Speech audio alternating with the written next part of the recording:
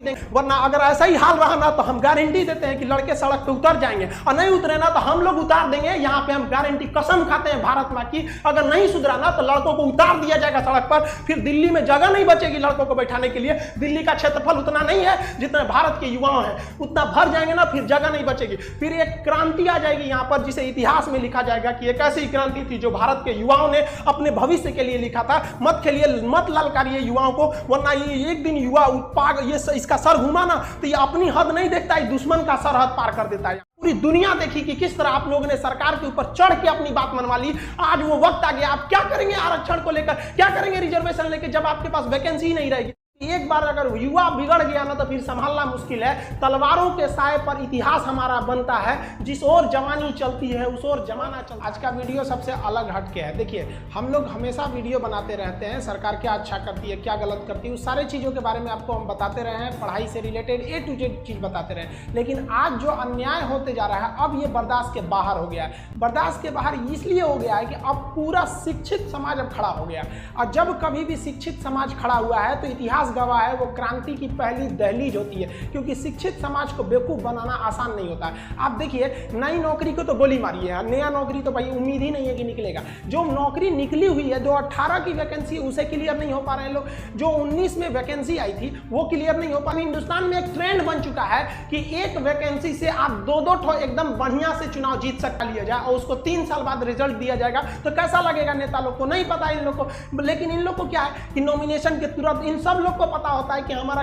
कब इलेक्शन का पीरियड है। लेकिन इन लोग को ये नहीं समझ में आता है कि स्टूडेंट की लाइफ के साथ खेलना एकदम घातक है, क्योंकि एक बार अगर युवा बिगड़ गया ना तो फिर संभालना मुश्किल है। तलवारों के साए पर इतिहास हमारा बनता है, जिस ओर जवानी चलती है उस ओर जमाना चलता है। गवर्नमेंट को नहीं भूलना चाहिए कि ये युवा ही है जिन्होंने इस सरकार को फर्श पे पड़ी थी, इसे उठाकर अर्श पे पहुंचा दिया। लेकिन जिस दिन युवा बिगड़ेगा ना, उस दिन अर्श से उठा के फिर फर्श पर फेंक देगा। टाइम नहीं लगेगा, जिसको आप धीरे धीरे देख रहे हैं। युवाओं के बीच में इतना क्यों खोल रहा है, मन क्यों खोल रहा है? क्योंकि युवा अपने आप को ठगा महसूस कर रहा है, और हमेशा पढ़े लिखे स्टूडेंट्स का ही आवाज दबाया जाता है। रीजन क्या है कि शिक्षा एक ऐसी चीज होती है ना जो आपके अंदर सवाल पूछने की क्षमता पैदा कर देती है। वो जानते हैं कि सोचरा पढ़ लिख लेगा ना तो सवाल पूछने लगेगा। अगर नौकरी हो गई तो मेरे चुनाव की रैली में कौन जाएगा? सीईटी ले दो, क्या मतलब बनता है सीईटी ले आओ? सीईटी ले आओ, लड़कों को पीटी में पास करा के फिर मेंस में लड़ाओ। वहां पर ये लोग किसी काम के नहीं। इन लोग में एकदम रिफॉर्म की जरूरत है। जब तक इन लोग की नौकरी पे सवाल नहीं आएगा,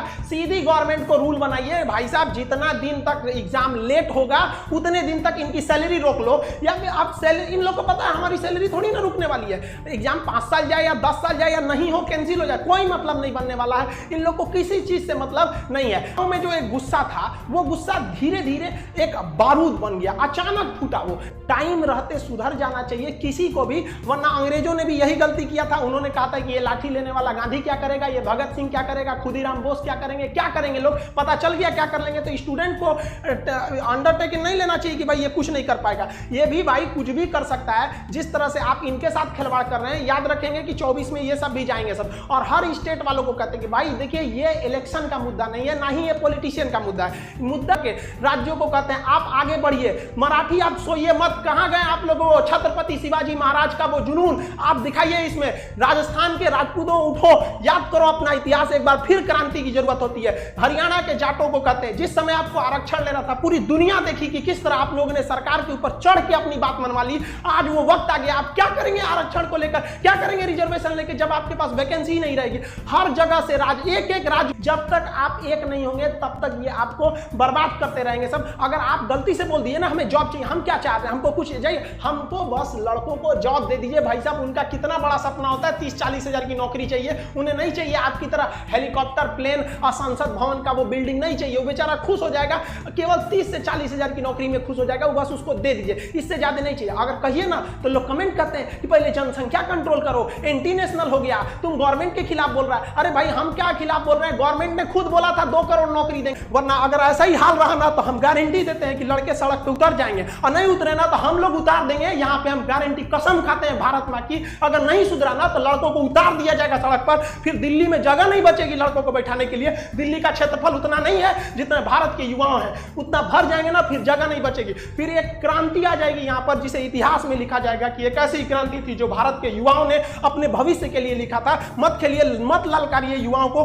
वरना ये एक दिन युवा ये इसका सर घुमा ना तो ये अपनी हद नहीं देखता है, दुश्मन का सरहद पार कर देता है यहाँ पर। इसको प्लीज हम हाथ जोड़ के कहते हैं, इसको जल्दी से जल्दी निपटारा कीजिए। ऐसे समझ, ये एकदम ज्वलंत मुद्दा है। लड़का कहाँ जाए, हमको नया वैकेंसी थोड़ी चाहिए भाई, नया वैकेंसी कम से कम जो पुरानी वैकेंसी है उनका रिजल्ट तो दे दीजिए, क्या होगा। हर जगह ये समस्या है, किसी एक व्यक्तिगत समस्या नहीं है, ये स्टूडेंट्स की मांग है। इसे आप राजनीतिक मत समझे, सरकार दे दे। हम लोग सरकार का जिस तरह से विरोध कर रहे हैं उस तरह सरकार का समर्थन करने के लिए भी आ जाएंगे कि हाँ भैया आपने हमारी बात को मान ली थी। जो एक भीड़, एक आग उबल रहा है स्टूडेंट्स के बीच में, उसे रोक नहीं पाएगा कोई। आप ऐसे देखिए कि शिक्षक हिंदुस्तान का, आप छोटा या बड़ा, कोई शिक्षक देखिए जो आज बगावत के लिए नहीं खड़ा है। तब ऐसे स्टूडेंट, आप किसी कोई अनपढ़ व्यक्ति अगर ऐसे कर रहा है जिसको कुछ नहीं पता तो समझ में आता है कि चलो ये किसी के सिखाने में बगावत कर रहा है। कोई शिक्षक ऐसे पागल नहीं हुआ है जो अपना पढ़ाई लिखाई छोड़ के आपको बगावत करेगा। स्टूडेंट से हम कहना चाहते हैं कि आप हम लोग की शक्ति है, आप धीमे मत पड़िएगा। जो भी सोशल मीडिया है, ट्विटर पर हैशटैग ट्रेंड कीजिए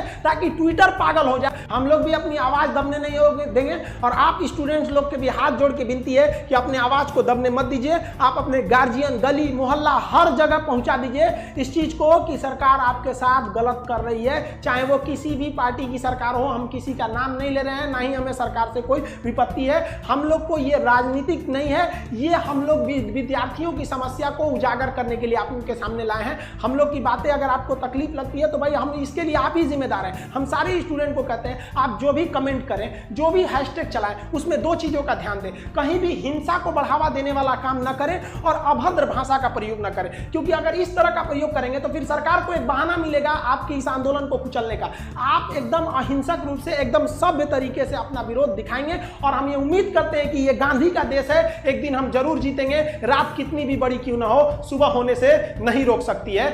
सफलता एक दिन में भले ना मिले, लेकिन एक दिन तो जरूर मिलेगी और ये विद्यार्थी अपना इतिहास अपनी हाथों से लिखेंगे। ये वादा है, अगर विद्यार्थी एक साथ जुटे तो सरकार को